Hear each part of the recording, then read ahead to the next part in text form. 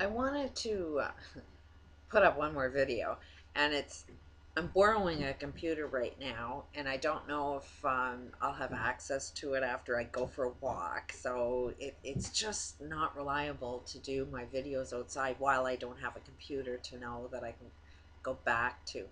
Otherwise, they're really old tapes. For some reason, I want to put them up fresh all the time. So just because of some of the conversations I've had, and I wanted to bring up a topic of Alzheimer's. Somebody had mentioned memory, and memory is something that affects my life. Um, I don't remember names at all. Um, I can remember conversations and people, but put a name to it, it's like there's too many millions of people I've met over my life and talked to that I have see how my brain works, where I shut off when somebody tells me their name. I don't even receive that information. It doesn't come into my head. So there's nothing to remember there when I remember somebody's name, because it didn't even register. Mostly because I meet way too many people and talk to way too many in person or on the phone. And that's sort of been a life experience. It can change. Um, when I choose to focus and receive information about people's names. But that is a memory thing that my mother has Alzheimer's, and I've watched her actually develop the illness. And because this holodynamics is claims to be a tool that can solve every problem known to the human experience, a lot of it is medical, and a lot of it is our human behavior. And so Alzheimer's, from a lot of people that are suffering from it, I mean, it may be depression, it may be any form of mental illness, any form of cancer, anything. It is all the exact same thing. But I'm going to focus today on Alzheimer's and show you how it's developed and how it can actually be cured. My mother, I have a very long family genetic history of abuse. The women are all victims of very controlling, manipulative, strong men. Repeated that pattern in my marriage as well. So my mother, what she always used to do to get out of trouble is say, "Oh, I just forgot. I can't remember. I can't be made to remember everything." So that is how she got out of trouble most of the time, and that seemed to be an acceptable excuse. Um, and at the same time, her life experience was extremely painful. That she was always tried to focus on, just be happy, just do your best, and don't focus on all of the bad shit in life, because life isn't fair. So she intentionally blocked a lot of shit out of her life. Now she does, have the had mercury in her fillings. So do I. Um, I notice myself have the same types of memory behaviors as my mother, but, and I've seen other people develop it too. I went to this counselor who would write notes as I was talking, but then when I was talking to her, not a patient, she's still keeping notes on a non-conversation, just a human one-on-one conversation. She's keeping notes, and I was asking her, "Why are you doing that?" And I asked her, "Are you scared that you might have Alzheimer's?" And she admitted yes. And it's like, as long as you think that you're not going to remember something and you have the behavior that you need to write things down, you are feeding into this idea that you can't remember everything. I can go into the concept that I ain't remembering names because I have a bad memory, but that ain't true. I am not receiving that information. I see my brain literally have a stop sign that says, "Do not receive that person's name." If it's in print, do not look at the name. I know that my brain is not receiving that information. It's blocking it out. The second that I want to develop the process of being able to see it and having that memory in there, then I'll be excellent at remembering names. Um, as the abuse was more painful to my mother, and my father constantly, getting older and grumpier, she developed Alzheimer's. And now he's got total control over her life. And she's just stuck on happy, do your best. She doesn't remember any of the bad shit whatsoever. So I even had a talk with this other woman that was running an Alzheimer's group. And it is the family dynamics of how we interact with each other. Abuse very much has a lot to do with Alzheimer's. You can really, really see people that do have Alzheimer's, something has gone on in their lives that is worth forgetting. I've heard other people's stories of older men going into dementia, which is Alzheimer's. It's the same thing. But they spew out things that make them really angry.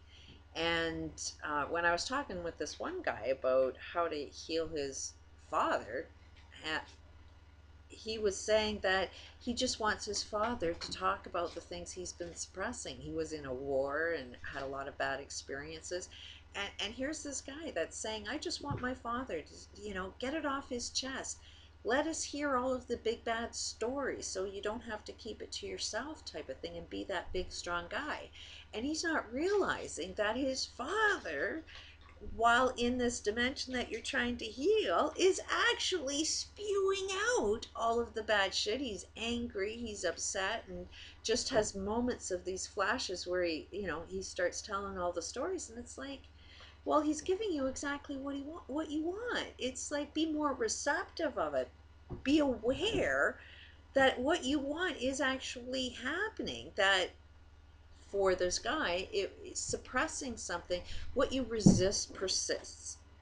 So if you have a bad memory that you're just trying to block out, you are developing your brain to block out information. So if you've gone through a lot of abuse, you've been training your brain to block out information. If you are get into multiple personality, which I do think that happens to a lot of people, and we're not aware of it. That you form the type of personality that you need to be in this certain type of group of people. You behave in a totally different personality in another group. That's how it starts. Is you start losing who you are and start pretending to be somebody else. Now, if pain is really, really intense, you can actually be consumed by another personality from a different time and place.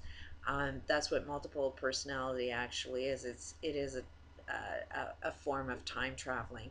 A lot of these entities that come in and take over somebody's body, like they're possessed or they're channeled or diagnosed with multiple personality, they are real people that have names and have a time frame. And if it's within a time frame that we've kept history books, you can prove that they are real people. So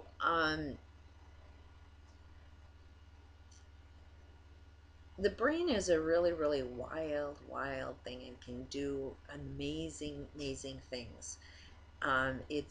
This awakeness that is going to happen if we are focused on good health. Imagine the types of things that we are, the behaviors that we have to get rid of if we really want good health and a happy life. The abuse that we experience in our own family behaviors has to change. So you're going to start being aware of it. The guy that is the abuser, for my father's experience, he now has to take care of my mother's every every single thing. He's now totally responsible. And at the end of the day, you got to look at, are you happy with your life? Is being in control of everything? He's taking like 20 pills a day. His health is not exactly the greatest, and he hasn't lived a happy life. So most people that are controlling and manipulative are not getting what they want. They are not getting the happy life that they aim for. They may have stuff, um, but their stuff is not making them happy, and they are ultimately dying as well, and they're not having, this, oh, wasn't life wonderful? So it is, most family members do want to cure other family members that have Alzheimer's, but as long as we label we can't cure that, then no family members have to actually change their behaviors. But as long, like if my father decided to, oh, I played a role in this, if I changed my behaviors, if I was less controlling, then everything would be different. If I actually got along with all of my kids and made family life the type of life my wife would actually want to remember, and our memory could come back again, yeah, that's possible. He's got to realize that that's a possibility, but our medical systems will not say that that's a possibility, but it definitely is. You have to reprogram somebody's brain. I mean, when you have Alzheimer's, just receiving information um, is now the challenge. But I've noticed with my mother, who does have Alzheimer's, who I don't speak to all that often, but when she wasn't able to hang on to a conversation, if she was talking with me in a conversation she wanted to remember, trust me, that conversation was lasting a long time. I've seen her come out of her Alzheimer's when she's interested. And when she's not interested, poof, there goes the conversation. She would get, it's really, really funny watching the behaviors, because she would get into a fight with my father and have the intellect to be able to say, I don't have to fight with you because I can't remember what we're fighting about. So this whole fight is not fair. I've lost my memory. And she does say it with some sense of humor.